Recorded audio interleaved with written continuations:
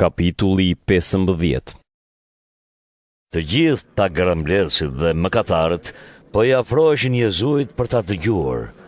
Farisejtë dhe skribët murmurisnin e thoshin: Ky pranua ka mëkatarët e ha me ta.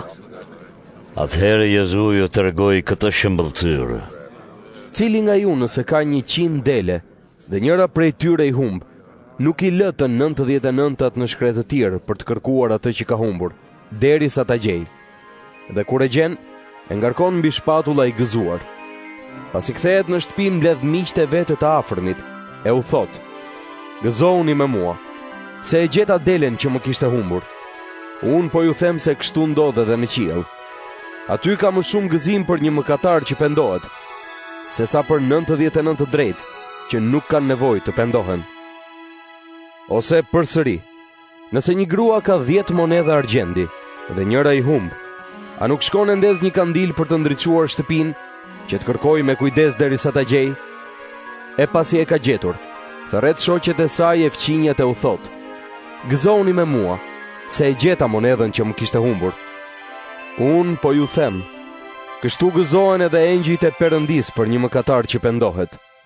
Pastaj Jezu i tha: Një njeri kishte 2 djem. Më i vogli i tha të atit: Baba, ma jep pjesën e pasurisë që më takon. Kështu i ati u andau pasurinë djemve. Pak ditë më vonë djali i vogël mblodhi gjithçka kishte e shkoi në një vend të largët.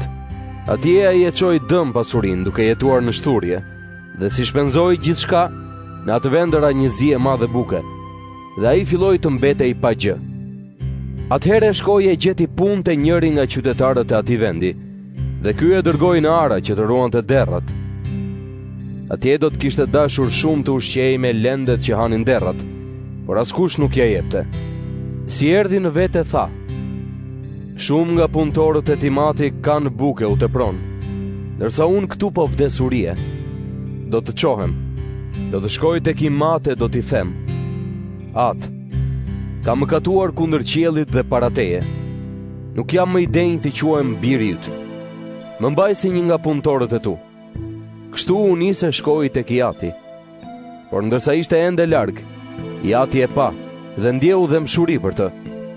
Vrapoi, e mështolli në krahët e tij dhe e puthi. Atëherë i biri i tha: Atë, kam mëkatuar kundër qiellit dhe para teje. Nuk jam më i denjë të quhem biri yt. Por i ati u tha shërbëtorëve: Sillni shpejt rrobën më të mirë e vishjani. Vërjani unazën në gisht e sandalet në këmbë. Merrni viçin e maj me therreni. Le të hame të bëjmë fest.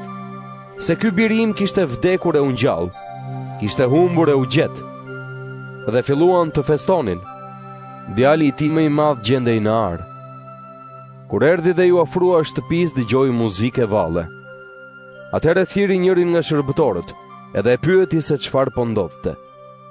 Ai ju përgjigj: Vllai yt ka ardhur dhe ytat ka therrur viçin e majm, se ai është kthyer shëndoshë mirë. Atëherë ai u zemërua, edhe nuk pranoi të hynte brenda. I ati doli përjashta për t'ju lutur që të hynte, por ai ju përgjigj: Unë kam punuar si një shërbëtor gjatë gjithë këtyre viteve për ty, e nuk të kam thyer as një urdhër. Megjithatë ti nuk më ke dhënë as edhe një kec që të bëj fest me miqtë e mi. Ndërsa kur u kthye yt bir, ai që e prishi pasurinë tënde me lavire, ti there për të viçin e majm.